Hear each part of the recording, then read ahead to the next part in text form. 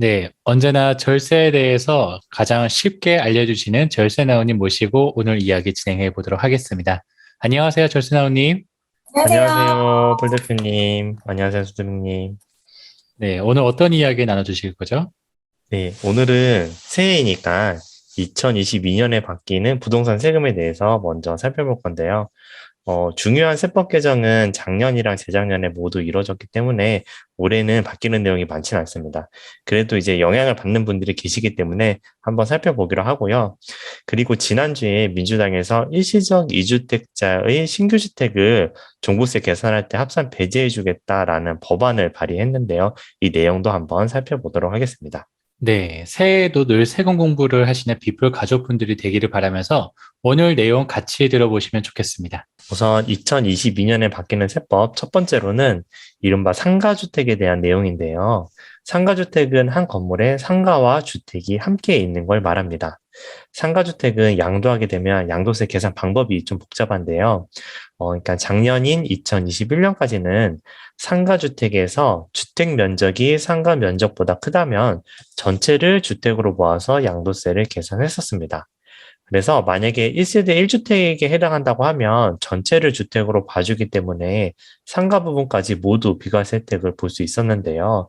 그래서 만약에 2층짜리이면서 1층은 상가, 2층은 주택으로 쓰고 있다라고 하면 2층 전용 계단을 따로 만든다거나 주거용 오탑방을 만든다거나 하는 식으로 주택 면적을 조금 더 늘려서 전체에 대해서 비과세를 받는 방법을 많이 사용했었습니다. 저도 그런 건물들을 본 적이 있는데 분명히 계단실이 따로 있었는데 굳이 별도로 2층으로만 올라갈 수 있는 계단을 따로 만들어둔 경우들이 있더라고요.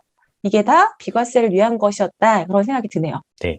그런데 이제 올해부터는 이러한 절세 방법에 약간의 변화가 생기게 됩니다. 올해부터는 양도가액 12억 원을 기준으로 상가주택의 양도세 계산 방법이 달라지게 되는데요. 우선 양도가액 12억 원 이하인 경우에는 기존과 동일하게 주택 면적이 더 크면 전부를 주택으로 보고 과세를 하는데요. 중요한 건 양도가액이 12억을 초과하게 되면 주택 면적과 상가 면적이 얼마인지에 관계없이 주택과 주택 부수 토지는 주택으로, 그리고 상가와 상가 부수 토지는 상가로 각각 양도세를 계산하게 됩니다. 아, 그럼 올해부터는 상가주택을 양도하는 경우에는 양도 가액이 12억 원을 초과하는지가 중요하겠네요. 네, 맞습니다. 그런데 이제 상가주택이라고 하면 대부분 12억 원을 초과하는 경우가 많을 것이다라고 예상이 되고요. 만약에 이제 12억 원이 안 된다라고 하면 주택 면적이 상가 면적을 초과하도록 하는 이 절세 방안을 잘 활용해 보시면 좋을 것 같습니다. 그리고 두 번째로 말씀드릴 내용은 주택 부수 토지의 범위 축소입니다. 이거는 1세대 1주택인 경우에는 건물에 해당하는 주택 부분뿐만 아니라 이에 딸려 있는 토지인 주택 부수 토지도 함께 같이 비과세를 해주는데요. 예를 들어서 엄청 큰 토지에 작은 주택 하나만 딸랑 지어놓고 그에 딸리는 토지 전체를 다 비과세를 받으려고 할 수도 있기 때문에 주택 부수 토지로 인정해주는 면적에는 제한이 있습니다. 이 면적이 작년까지는 도시 지역인 경우에는 건물 정착 면적의 5배, 그 외에는 10배였는데요. 이게 조금 더 줄어들어서 올해부터는 도시 지역이면서 수도권, 주거지역, 상업지역, 공업지역인 경우에는 3배로 줄어들게 됩니다. 만약에 이제 단독주택 매매를 하시는 분들이 계시다면 이 부분을 참고하시면 좋을 것 같습니다.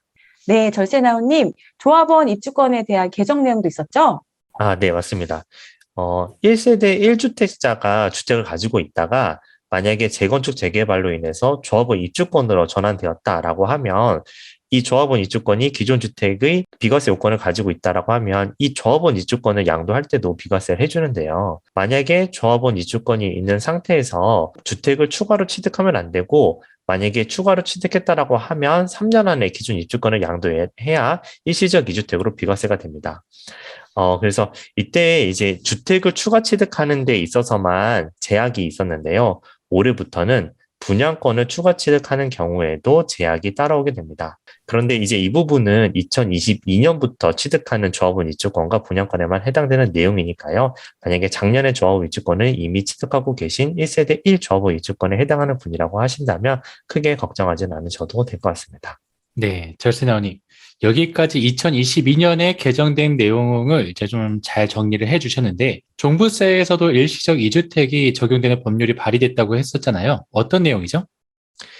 네, 지난주인 12월 27일에 민주당에서 일시적 2주택자의 신규 주택에 대해서 2년 동안 종부세 합산 대상에서 배제해주겠다라는 법안을 발의를 했습니다.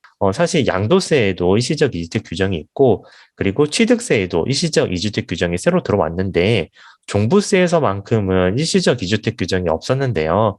그래서 이런 미비점을 보완하고자 법안을 발의했다라고 합니다. 그리고 이러한 입법 미비가 2021년도에도 있었기 때문에 2021년도 종부세에 대해서도 소급 적용을 해주겠다라는 내용의 법안을 발의했는데요. 이게 과연 이제 통과가 될 수 있을지는 한번 지켜봐야 할 것 같습니다. 네, 이번에도 2022년 또 새해를 맞아가지고 새롭게 바뀌는 법률과 또 새롭게 나온 이야기를 좀 잘 정리를 해주셨네요. 자, 오늘도 너무 좋은 내용 감사합니다. 절세나우님 너무 고생하셨습니다. 네, 수고하셨습니다.